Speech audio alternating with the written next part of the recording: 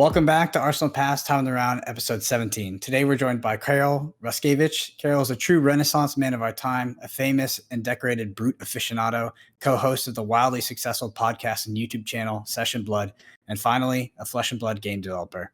Karol, thank you so much for joining us. How are you doing today? Great, and I just want to say great pronunciation on my last name. We don't really see and hear it often, so yeah, big thanks for getting it right. Hello everyone. Yeah, my name is Karol, and I like to play brute. For sure. Yeah, it took me a few times to get that one right, but you know, only 17 takes. Had to go back to my Russian roots there. So I just want to start off by hearing your origin story, your lore, right? So let's hear the story of how you originally got into Flesh and Blood. Yeah, okay. I'll start with my kind of TCG kind of background in general. I feel like it really sets the scene for my involvement in Flesh and Blood.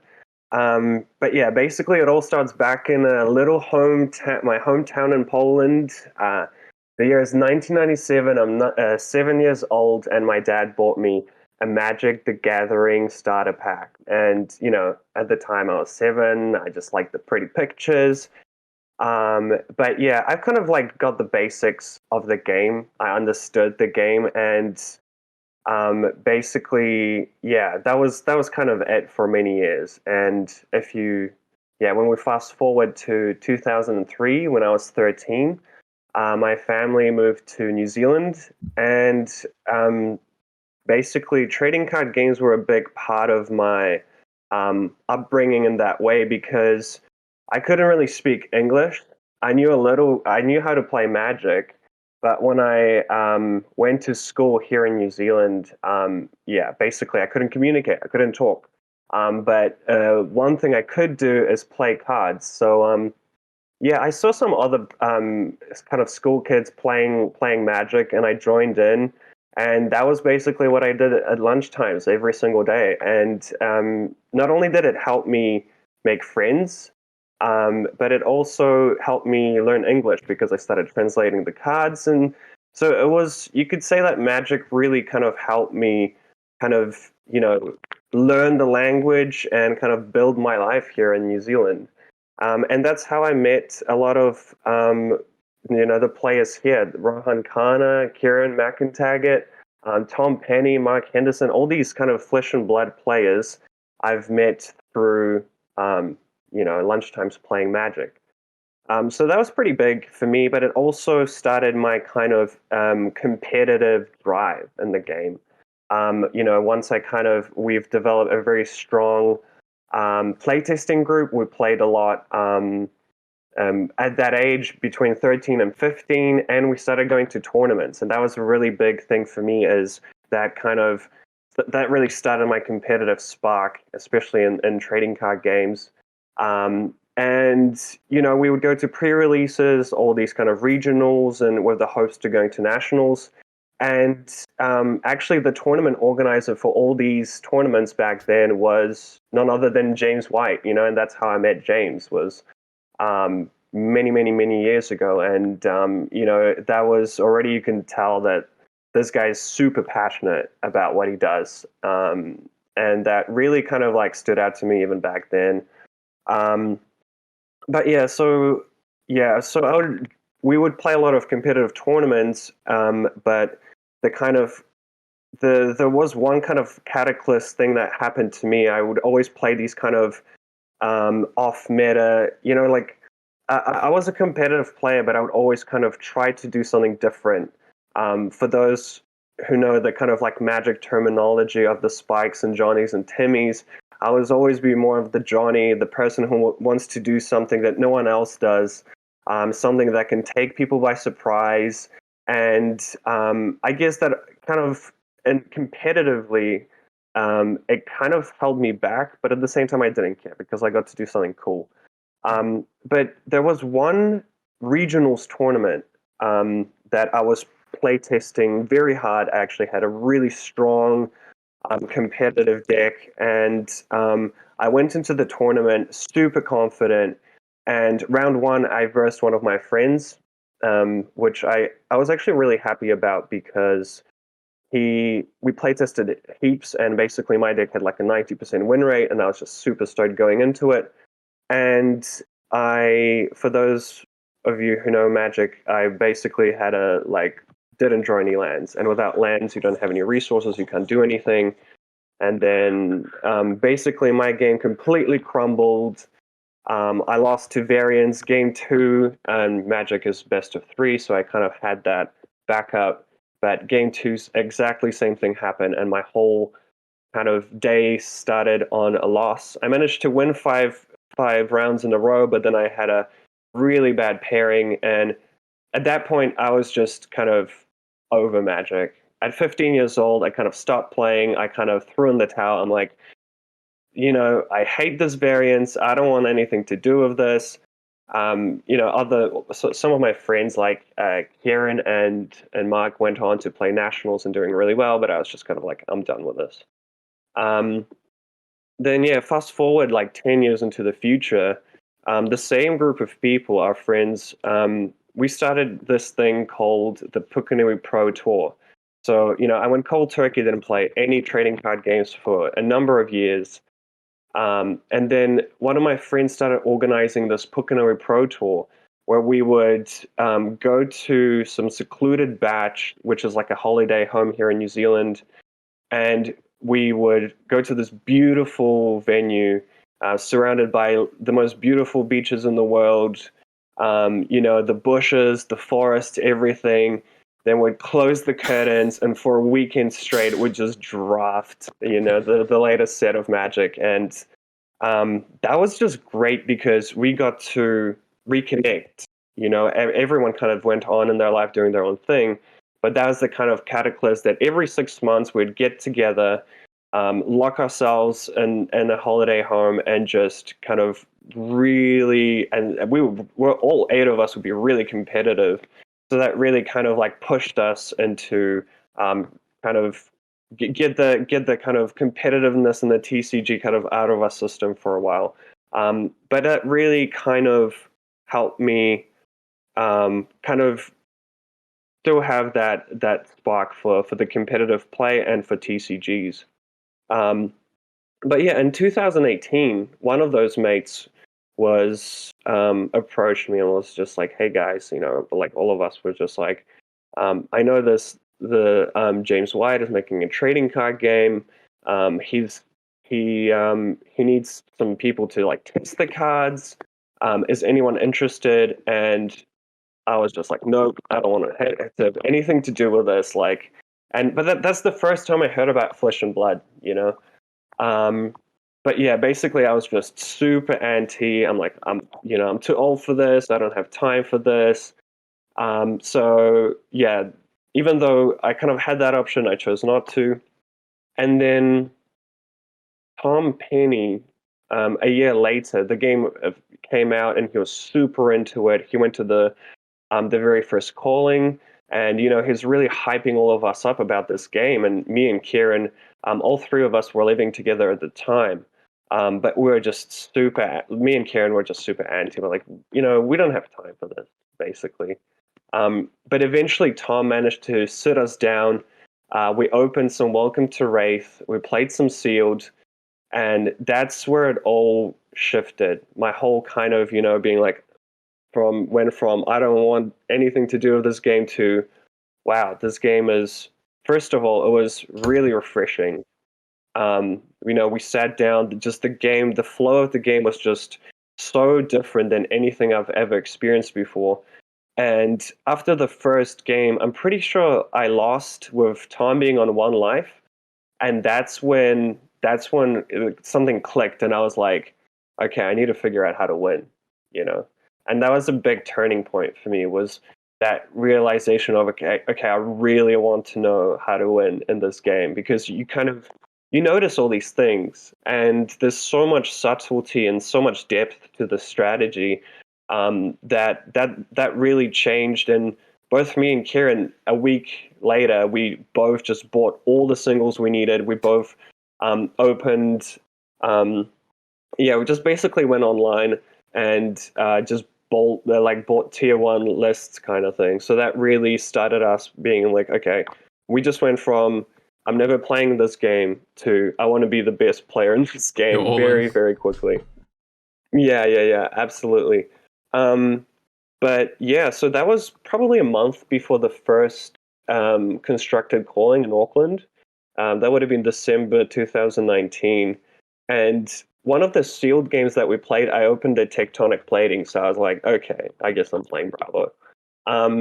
But of course, I couldn't, the Johnny in me couldn't just say, I'm going to play this grindy control, fatigue style Bravo. So I ended up playing aggro Bravo, which was just ridiculous. I was running scars for scars, like one copy of a snatch with scalers and all this kind of all this kind of nonsense. But yeah, I still managed to do like decent, basically like a decent win rate. I managed to top 8, like I think all of the roads to callings and all that kind of stuff. So I was getting decent results despite the deck just looking back being just terrible. But I did always have this affinity for Brute, and you guys probably remember the Welcome to Wraith meta. Brute was the dog. Nobody, if you played Brute, like just forget about it. It was just kind of the deck. Out of the 4 heroes, no one was really paying attention to the hero. I've always have been drawn to Brute, but I didn't have a tunic, and I was just like, I already have a tectonic plating. I might as well just stick to Guardian and see how we do. And yeah, like that was a time in Flesh and Blood history that there were basically no decent. Well, there were some decent Brute players, but no one was really pushing the list to what it could be. And yeah, then the first calling came. The jitters, to be honest, like I completely lost. I did all the practice. I didn't do too well. I lost my first round. I managed to win a bunch of rounds in a row, but I was kind of the two losses that I remember really well during that first calling. One of them was actually to you, Brendan.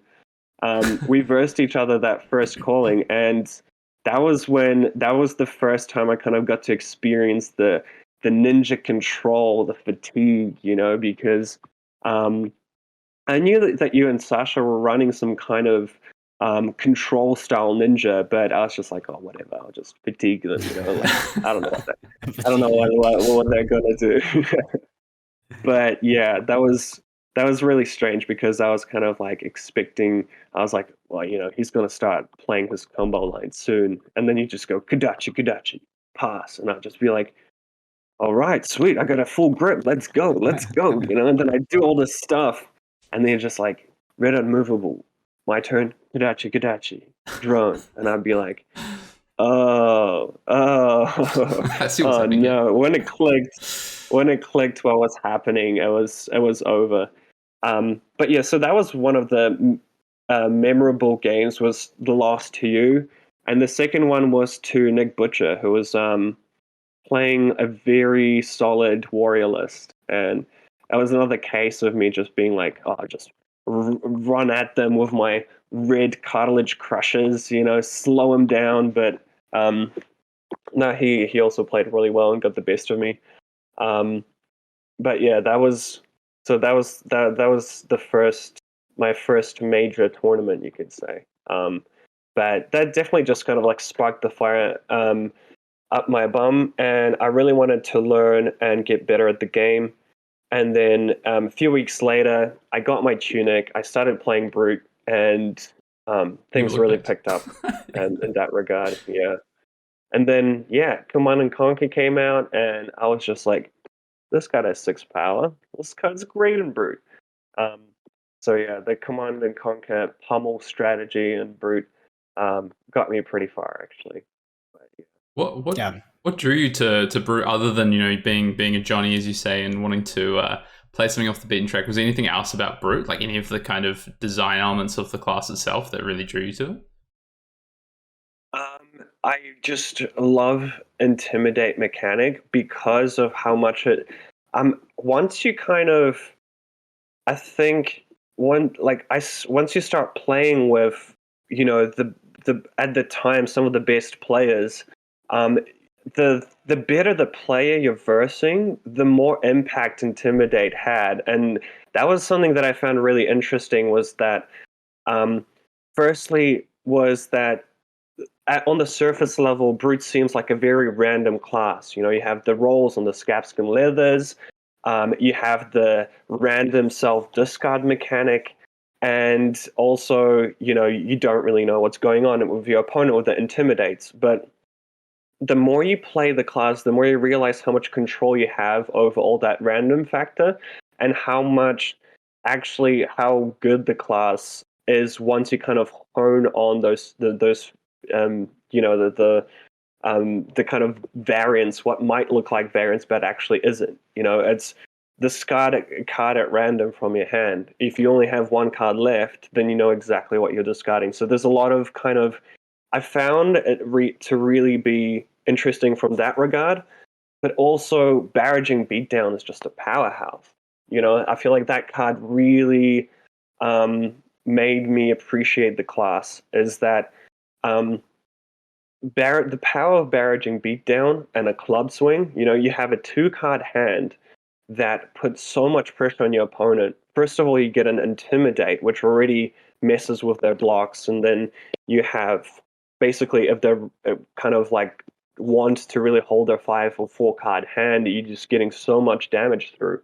So that definitely really helped me. But also, I feel like the more you play Flesh and Blood, the more you with all other of the 3 classes. So I mean, of the 3 heroes, you had the Katsu, the Dorinthia, and the Bravo. All 3 of them heavily rely on-hit triggers. Brute and Reiner has no on-hit triggers. Brute as a class is the only class that doesn't have any on-hit triggers, which I feel like isn't very appealing for a new player, because you're just like, okay, how do I actually get value from this? But once you kind of scratch the surface a little bit and dig deeper, like Intimidate is just so powerful against exactly what Brendan was playing, which was Ninja Control. And I feel like that was just the most amazing meta call, because Brute actually fulfilled that role of dealing with those fatigue control strategies if you knew what you were doing. But because no one was playing it, it just made your job so much easier, Yep, the underrepresentation of Brute at that tournament was the gamble. But famously, Isaac Yeah. Olsen was one of the big dogs that was on that deck. But we did put him on coverage round 1, so of course he did take his round 1 loss in classic fashion. Poor Isaac. I definitely came in with the leading question there to Karol on Brute, because Brute, one of my favorite heroes. I am very passionate about the discussion of where the RNG comes about in Brute and where it doesn't, to Karol's point. So I'm glad that we got Karol to echo some of my sentiments there. Yeah, and on that topic, I kind of want to talk about Scapskins, because it's one of those things that either sells you on Brute or really deters you from Brute, because a lot of the time people are just like, oh my goodness, I rolled a 1 again, and why does it always happen? And I found really kind of like, as you kind of keep on playing and get your reps in, one of the things about Scapskins I found is rolling a 1 against a very aggressive deck just means you're giving them so much more tempo and so much power to swing back at you. But if you roll a 1 against a very passive control deck, the hit back is just so minimal that it's actually worth the risk. So I've always kind of seen it as like a spectrum. Like, the more control your opponent is, the more you should be rolling, because the more value you can get out of those rolls. And like it's just less punishing for you to roll low or a 1. Whereas it's very risky to do that against aggro. So that's something that I've always kind of tried to convey whenever anyone is, if you want to start playing Brute and you are worried about that variance, or whether it's Levia or Reiner, just keep that in the back of your mind, being like, how big can the hit back be if I roll a 1? I think that's a really important lesson to to learn when you're playing scab skins. And trust me, I've been in those situations where a roll of the leathers depends whether you make it the semi-final or not. You know, it's there is always that kind of excitement to it, but also I feel like it is that factor that deters a lot of people from the deck, and I think that's why Reiner hasn't seen as much success as some of the other heroes, is because of that. But yeah, heavy control meta, just go Reiner. Roll them scabbies. It's funny because I feel like Reiner in actuality is like one of the lower variance classes. That might be because the general build for him is a bit more mid-rangey. And your seems a little less draw dependent. But if you compare that to, like, if we go back to Monarch meta, we look at the aggro decks, like even Chain, and particularly some certain builds of Chains where, I mean, miles ahead of Reiner in terms of variance. But Reiner somehow always gets the label of being the variance class because he has, a piece of armor that most of the time, most games you do not have to utilize it. You can for an upside, and it is a risk versus reward kind of thing. And like you said, versus control, you can kind of take that risk a lot more. But just because this one piece of armor, it's just like Reiner gets this rap as the variance class, and I think it's really funny. Yeah. I think it's worth noting that, a lot of the I do agree with you, Brendan, that it's not actually that high variance class. It's as variance as you make it, really. But yeah, I do want to say that even regarding scab skins, my personal approach has always just to be, if you don't have to roll, just don't do it. Most of the games in tournament plays, I've played I would usually play in a way where I don't have to roll scabbies at all in the game, or just roll at that pivot turn when I'm like pitch stack something like a Tome of Fyrendale, and it's kind of like basically set up this turn where like I'm versing a Dorinthia, let's say, and we're both on 5 life or something like that, and I made sure to pitch stack my Tome of Fyrendale. I still have my Gambler's Gloves. I set the tome. And okay, this is the one where I roll, and if I get those 2 action points, I hit that tome and I slam them with a bunch of intimidates and kind of push through and win the game. But other than that, it's if you don't have to roll, don't roll. Basically, it's like it's something to be very mindful of. Yeah. I like to often refer to it as a bit of a get out of jail free card. If you look when people complain, they go, "Oh, I rolled these ones on scab skins." You go like, okay, what if we take a step back? If we had played that game and not rolled the scab skins, like, would the game have been the same, different? Could you have used it, if you're about to lose the game, could you have used it then? But would you have maybe needed to use it on a turn where you just had 12 damage coming out of your hand naturally? So it's actually, I actually think, like you say, it's maybe less appealing to new players, but I actually think it's a really important class for new players to pick up and kind of learn the game of Flesh and Blood because of the way that you can do so many things that are fundamentals of Flesh and Blood. Like you just talked about pitch stacking, for instance. Trading cards, like trading 4-card hands is really important with Brute. So yeah, absolutely. And that is absolutely true. It's just like you have that option. It's like, okay, you're falling behind in the game. You're realizing that your window to win the game is getting smaller and smaller. That is absolutely the time to start taking those risks, and maybe that is exactly what you need to push back and get back in the game. So yeah, that I guess that is another point. But yeah, talking about Reiner, what do you guys think of Reiner in the current metagame? Because I love the concept. That's the thing that I love about your guys' podcast. By the way, I just want to give you guys a huge shout out. You're doing a great job. I love how you're spitting out a ton of just invaluable competitive content, which is just so great to see.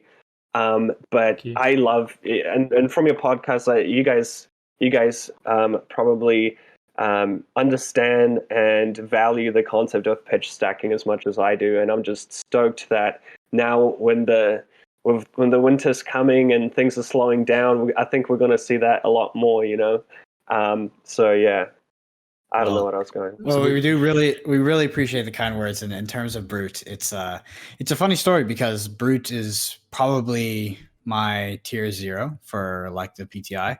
I do think that's that's what I've been on for the past few weeks. That's what I've been testing. I'm probably going to switch just because we may have found a deck that is quite strong and just might come as a surprise to some people. So that will motivate me to get out Brute. If not, I think Brute is probably the best choice you can make in this meta, right? So let's say you go to the PTI on Saturday. It's possible that in like a Pro Tour Invitational that half your matches could be buys, right? They could all be prison players on like dirtily aura decks, and that's just a joke for you, and it's fantastic. And like if you're going to ask a question and be forced to answer it before you play in this meta, it's just like, how do I beat Prism? But more importantly, it's like, how do I slap Prism? Because you're going to be playing a lot of them, and you might as well just roll straight through them. So I think you're really Rhinar is just peak. And then if we think about Frost too, so we have Frost coming in, we have Oldheim coming in, and we just have like this narrative coming from the Vegas where that might say that control turtley fatigue s decks can be successful in the meta. Well, what's another good way to counter that? Say it's not Prism, say it's Oldheim. You have evasion, you have barraging beatdown, you can take away their entire hand. The defense auctions do nothing. So Rhinar attacks the meta on both fronts there, and I think it's a fantastic class. The only questions to kind of ask with the deck are, if you do run into aggressive, other aggressive kind of matchups throughout, how do you shore up that? Because I think other than that, you look very, very well positioned right now. Yeah, we've had the question flipped on us here. Karol, we're the hosts. You're the guest. I don't. No, yeah. This isn't Session Blood. No. I mean, it can be. We can make this the Session Blood episode. No, I look. I haven't stopped playing Brute personally. Even through the last Monarch season, I played a lot of Brute. Primarily, actually, almost exclusively Livia. As Brendan will know, I'd be like, I need more games of Livia. Come on, Brendan, let's play some Livia tonight. But I'm obviously a big day one Rhinar fan. So I do think I think Rhinar has a good position in this format. I also think Livia has a good position in this format. So I'm excited to see like what decks people actually bring to the first kind of, because this weekend will be the first kind of taste we get of the new format, right? As the same with Auckland in the Monarch season, we got a pro quest that told us a little bit about what people were thinking with the new meta. We're going to see the same this weekend in Dallas. So, I'm excited to see what people bring to the table. I'm hoping to see some players, bring out the Brutes, be reserved on their scab skins, play tight, and craft these game states. And then, see like where that means that Brute shakes out after that. Will it be a very much slower format where we see, maybe Rhinar from the Savage Lands do some work, or maybe we might need to change a little bit. But I think it's in a good spot to answer your question, Karol. Tier 1 for sure, right? Coming into this, there's probably no argument that it's below tier 1. Like it's a great pick, and I think just in the context of there likely being a epidemic of prisms, like it doesn't get any better than playing Rhinar. I think people's challenge will be is a lot of people haven't played much Brute. To your point, Karol, if we look at the Welcome to Wraith meta, Brute was bottom of the picking order.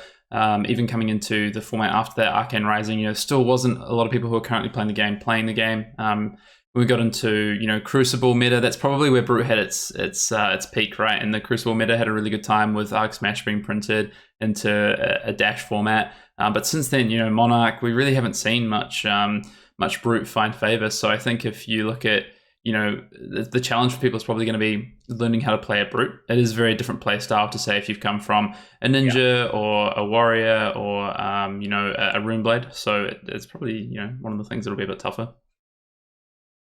Yeah, absolutely. I think that is kind of the two sides of it, right? The first is like if you're expecting a lot of these prism decks kind of turning up, and if you find Brute to be very favorable, you might think, there could be a lot of these Rhinars and Levias popping up.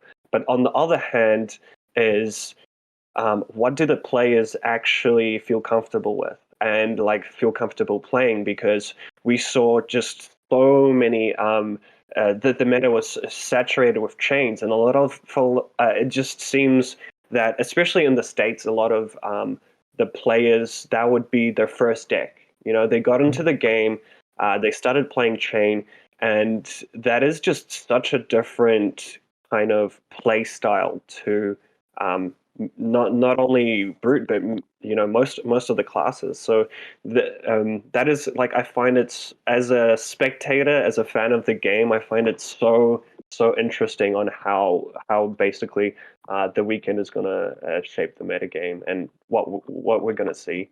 It's interesting because I think we can, if you want to use data to kind of help predict what the meta might look like, you can kind of flip that narrative on the other side, and that's that if you looked at Prism, Prism was played universally despite its just abysmal results throughout Road to Nationals. Obviously, it won the calling, that only reinforces this, but Prism is just shown to be a deck that will be played by players regardless of how it does, whether they like the playstyle, like the art, the theme, whatever it is. Prism will show up in droves, and then you tack on a calling win with that. Yeah. I mean, that's got to just be reinforcing it. So I think that, using that kind of same logic for why they're, with why Chain was popular and things like that, Prism is definitely going to be, I think, one of the most represented decks in PTI on Sunday.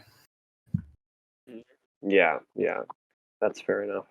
And I think it is that kind of thing that sometimes all it takes is for your opponent not to really know what they're doing to just kind of, just go all out with the victory. And I think Phantasm is a mechanic that really helps with that. If your opponent just either doesn't have any 6-power cards or doesn't quite know how to play around it, you can just basically win the game on the spot. And I think it could be a factor that's just so appealing about the class in general. You just kind of do your thing, and all of a sudden you're like 20 life ahead with a bunch of souls and stuff like that. So I wonder if that's a factor as well, to be honest.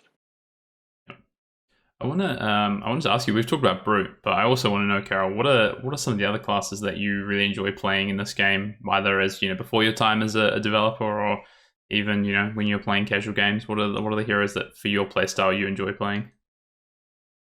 Yeah, so I kind of went from Guardian to Brute, and Brute has been my go-to class for ages.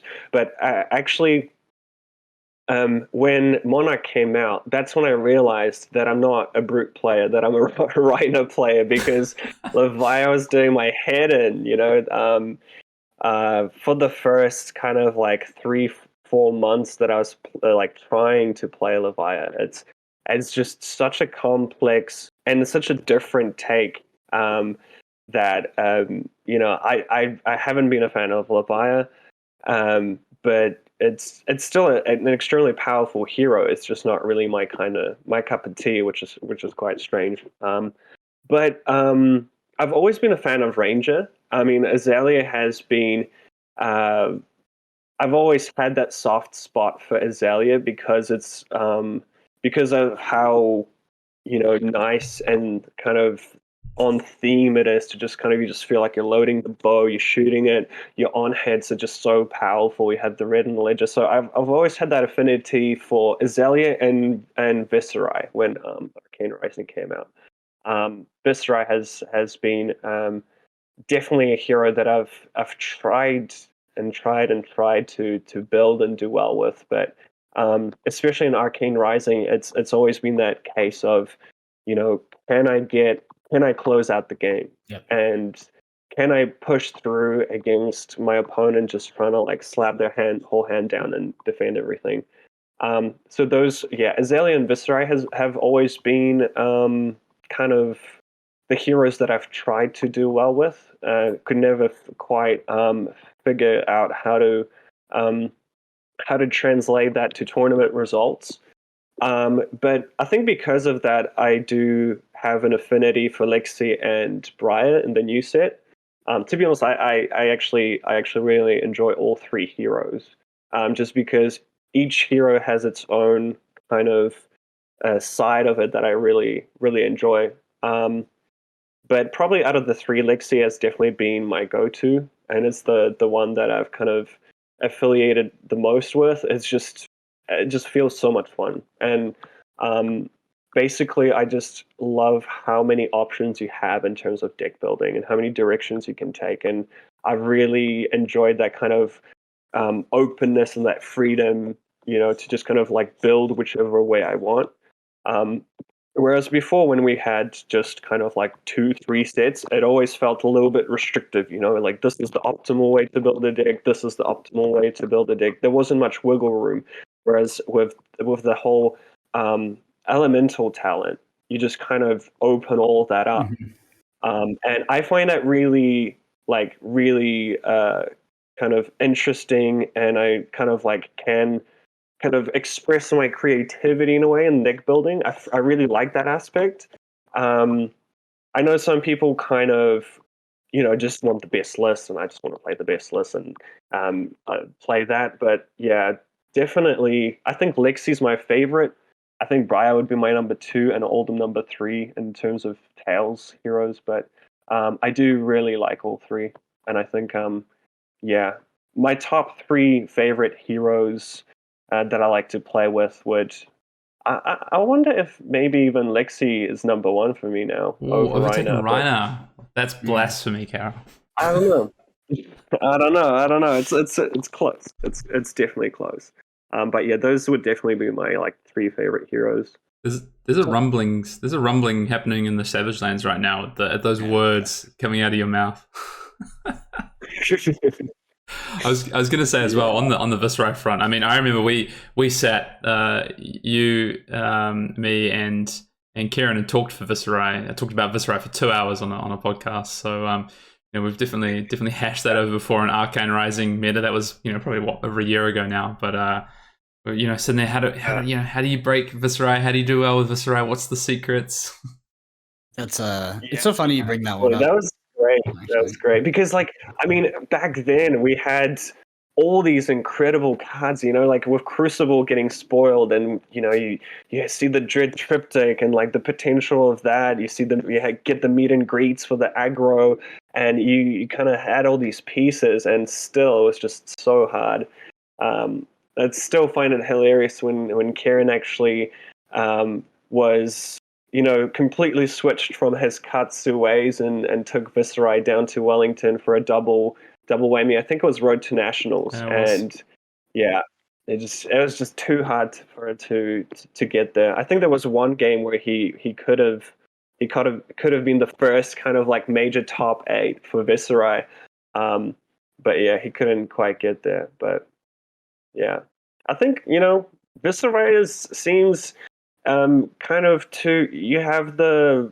Viserai seems to be pretty like decent, I guess, like now.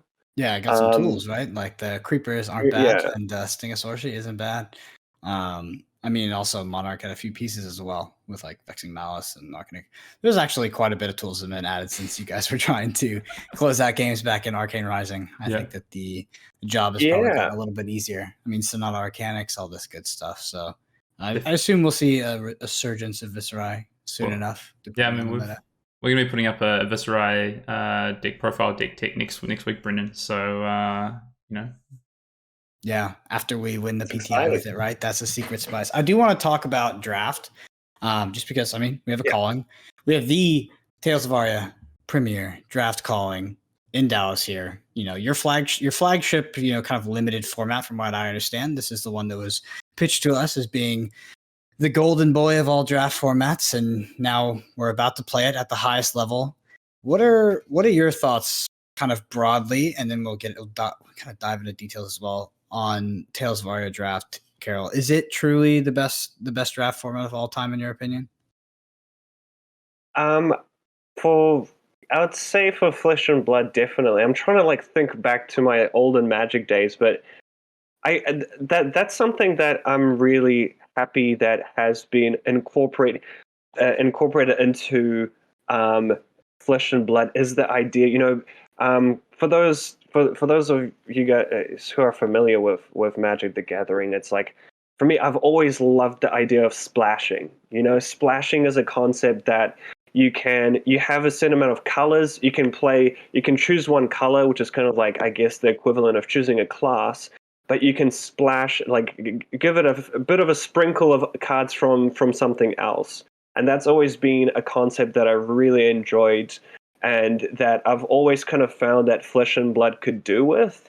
And it kind of just adds that complexity and dynamic to the draft where, okay, I can play Ranger, but I'm not only limited to Ranger cards and generic cards. You know, there are cards that I can take from the other side, whether it's, you know, we have the Ice and Lightning, for example. You know, you can build a very solid Lightning deck with Lexi and splash a bit of ice, you know, get those few key ice cards that are going to completely change the way your deck plays out, and things like that. So I really like how that really, in my opinion, opened up the Flesh and Blood draft. And it's something that I think it's not only opened up, but it really, really, really opened up. Like, I feel like there's just such a big difference between drafting Tales of Aria and any other previous set because of that. Yeah. And yeah, I've drafted a lot of Tales of Aria, but I'm still learning. I'm still, and I still feel excited about it. You know, it's still something that I feel like you can discover. You can keep on rediscovering and rediscovering, and I think that really sets it as, in my opinion, the best draft format because of that. Because you constantly have different options on how you approach it, and it's just, yeah, it's just really cool. I just really like it. Yeah, I find the concept of no generics pretty fascinating in draft. It feels, you know, it's interesting that 99% of your picks are committal and, you know, very committal to an extent to a direction, right? Where you can't just kind of stay open and sit in these generics that might be good in everything, right? It's also interesting in your draft strategy is, do you start drafting elemental cards and then do you go into a class? But everybody does that because obviously if you were the one doing that and the other people weren't, you would probably have the better deck 100% of the time. Or do you take a hybrid strategy, and because you know these like powerful, very powerful gas class cards are going to come around because people aren't willing to, you know, pick something quite yet. They want to stay open. They want to stay in their elements. They want to be safe. Can you pick those up early and maybe try to get those elements in pack 2, pack 3 when people are going for class cards? It's a fascinating concept, and the psychology of it has played out vastly different over the few the few drafts I've done. But I want to ask you kind of our first like medium question. It might be a little hard. So answer this as Karol from Session Blood and not Karol the developer. So I'm in Dallas, right? I've top baited sealed, you know, I'm elated, but I sit down and I've got a drafting Tales of Aria for the first time. What are the tips that you give me to Karol? What in your mind are some of the key things that I need to know to, you know, to start being successful in this format? The way I look at it is on those very first few picks, you have a decision a lot of the time of, do I lock in for a class card that could lock me, you know, it's restrictive, but it's very powerful. Or do I go for an element which leaves me open, but it might not be as powerful because it kind of lacks that power of a class card. So in my opinion, it's kind of, the decision is always between power and consistency. Do I want to stay open, go for the safe pick, or do I want to risk it and go for the, you know, high risk, high reward type pick? That's the kind of, and I feel like that kind of depends on how you are as a player as well, which I find quite interesting. Is like, you know, when we do the pick one, pack one kind of series on the Flesh and Blood YouTube, you all of a sudden, like, you know, we all kind of go into it thinking, oh, this is so obvious. Of course you picked this. You know, like this is just like the best card in the pack or whatever, or like, oh, this leaves me so open. And then you watch the video and everyone picked something completely different. You know, so I think, yeah, one of the things that's kind of, the first kind of, I guess, tip I'd say is to really see it as this kind of trade-off of power versus consistency. But also a lot more so, I feel like, than other draft formats. And this is where that decision kind of hinges on, is understanding the signals. Signals are huge in any draft format, but especially in this one because of how many directions you have, how many options you have to go. So if you go for a very powerful pick and you pick, let's say you pick the best Oldham card, you see some extremely powerful Oldham Majestic, and then 5 picks down, you notice that all the Oldham cards are being hosed. Like, how do you adjust? Do you still force it? Do you still force it and basically try and give a big signal to the person next to you that there's no Oldham here?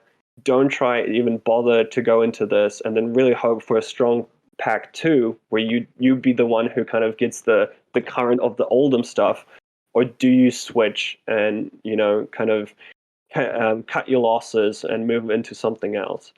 So I think signals is a thing that any draft is very, any draft hinges on signals, and I think it's really important, but it's even more so important in this particular one because there's a lot of subtlety to signals. You could be like, okay, they might be in this class and I'm not getting much of this particular element, but which can ultimately shape your draft. So I think, my tip would be to, if you're not familiar with picking up on signals, try to practice that. Try to practice trying to get a read. It's especially around that pick 4 or 5.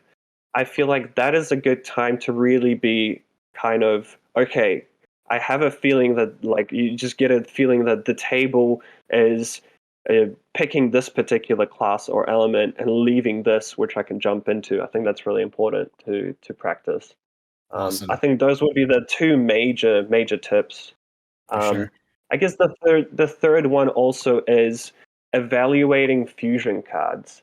So there are a lot of powerful cards with very powerful fuse effects, but if you pick those, you have cards that have fuse that are extremely powerful when they're fused, but when they're not fused, they're actually really lackluster.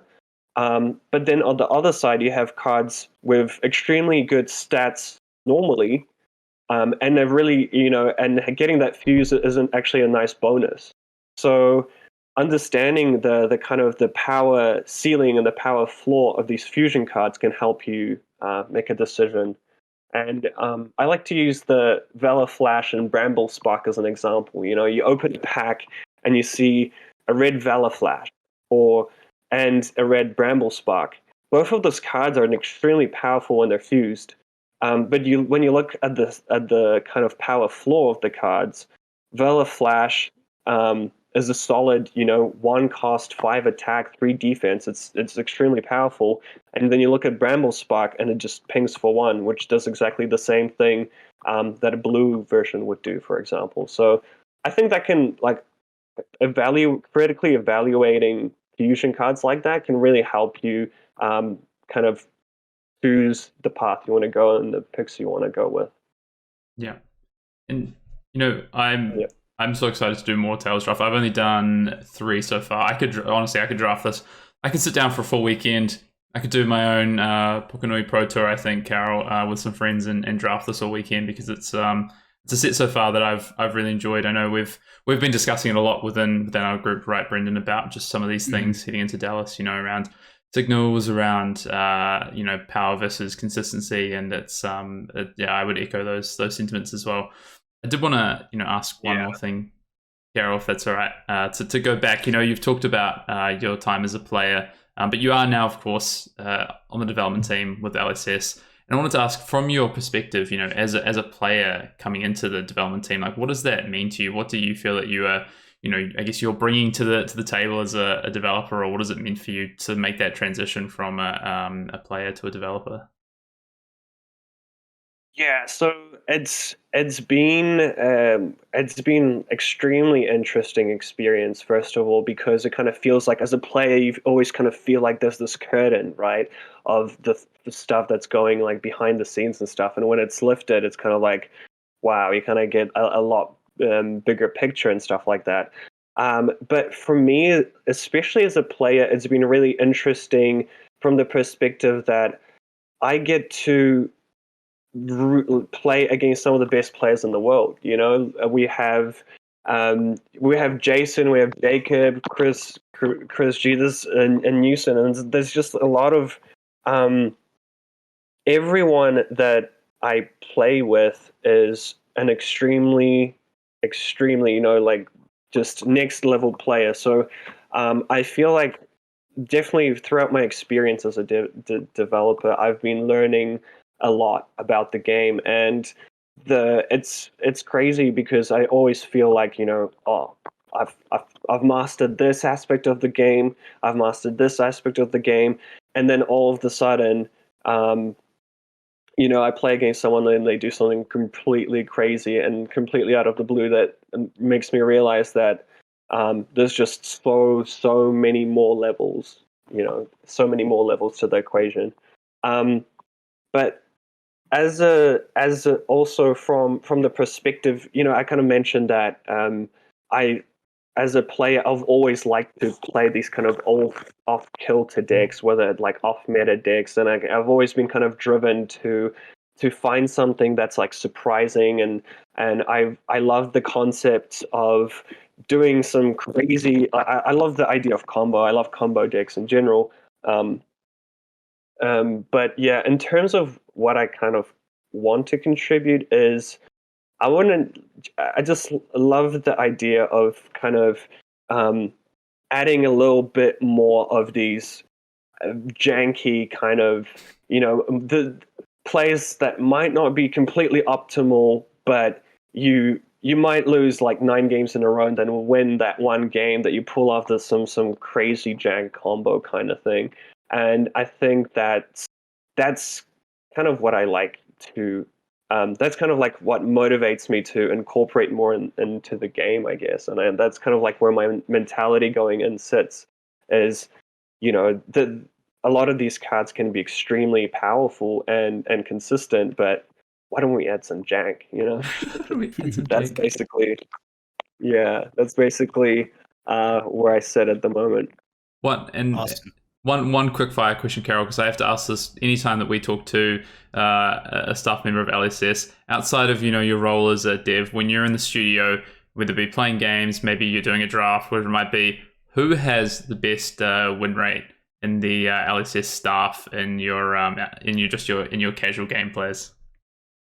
Not that it's casual, I assume.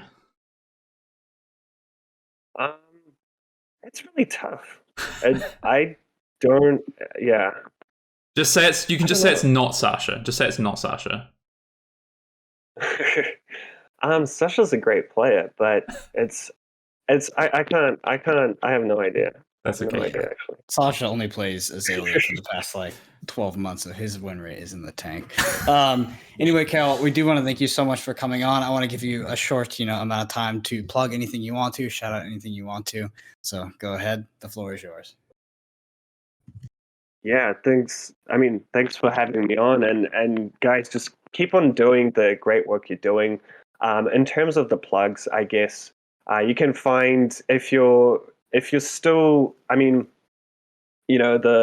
Hayden and Brendan are great at kind of explaining the kind of highly competitive strategy. But if you're still kind of starting out, you're looking for some kind of base level advice and stuff, the Fab TCG YouTube has a lot of great content. You can watch some introduction to drafts, or blitz, or I think there are some CC content in there as well, and it's just very kind of like good overall explanation of things. Definitely check out Session Blood. Me and my boy Kieran's podcast that we've been doing for a while. There's some great content there as well. But yeah, just enjoy the game, I guess. Awesome. Well, thank you so much for joining us again. It was a great time having you. And I hope to see you again soon in the sunny country of New Zealand. But anyway, that's going to be active player turn 0, one additional turn. It's time around.